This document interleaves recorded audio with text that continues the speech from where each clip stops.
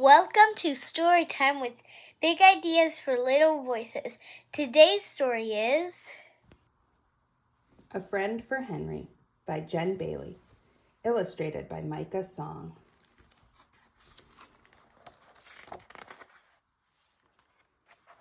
In classroom 6, second left down the hall, Henry was looking for a friend. It couldn't be Gilly, who circled her fishbowl. She's quiet, thought Henry, but she can't play on the swings. It couldn't be Mrs. Magoon, who knew about hugs. She shares, thought Henry, but she has to. Could it be someone else in classroom 6? In art class, Vivian shared Henry's double easel. Vivian was a kaleidoscope, a tangle of colors. She had ribbons and clackety shoes. She knew every pony song. Her fingernails were painted like rainbows. When I get paint on my fingers, Henry said, I wash it off. Vivian waved her hands too close to Henry's face.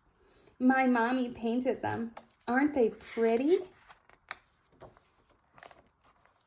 Painting on people is against the rules, said Henry. Did your mommy get in trouble?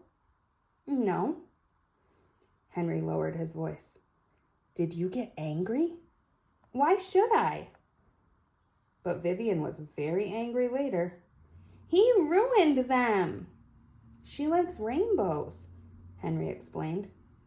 And he thought, a friend would say thank you.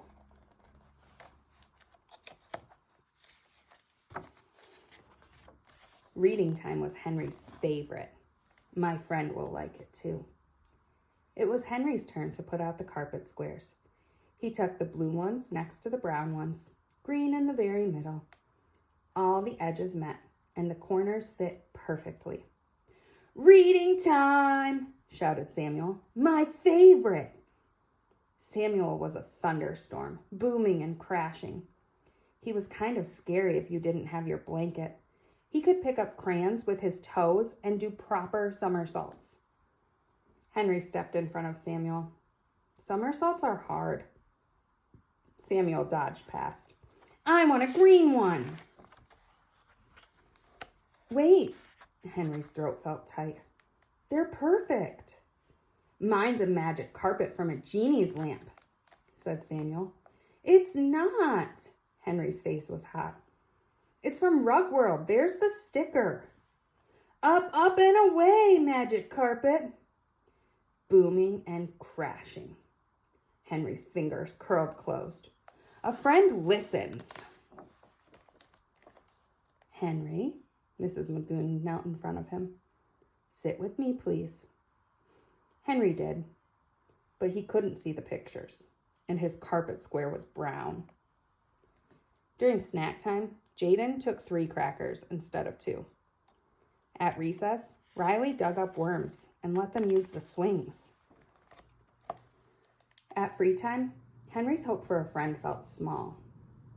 He watched the sunlight play along Gilly's scales. He could watch Gilly for a long time. Katie watched too. Katie smelled like strawberry milk. She read storybooks all by herself. She slid down the big slide, sometimes backwards. The big slide is too big, said Henry. Gilly floated past. She's shimmery, said Katie. But she doesn't blink, said Henry. What does she do? She burps pebbles, Henry thought, and breathes underwater and turns sunshine into colors. Henry hunched into his sweatshirt. Fish things. Katie bent to have a closer look. I like her. Henry tried not to blink. Want to play blocks? Sure.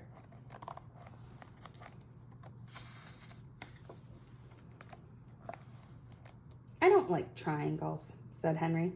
I don't like broccoli, said Katie. Together, they built a tower. It had rectangles, cylinders, and squares, but no triangles or broccoli.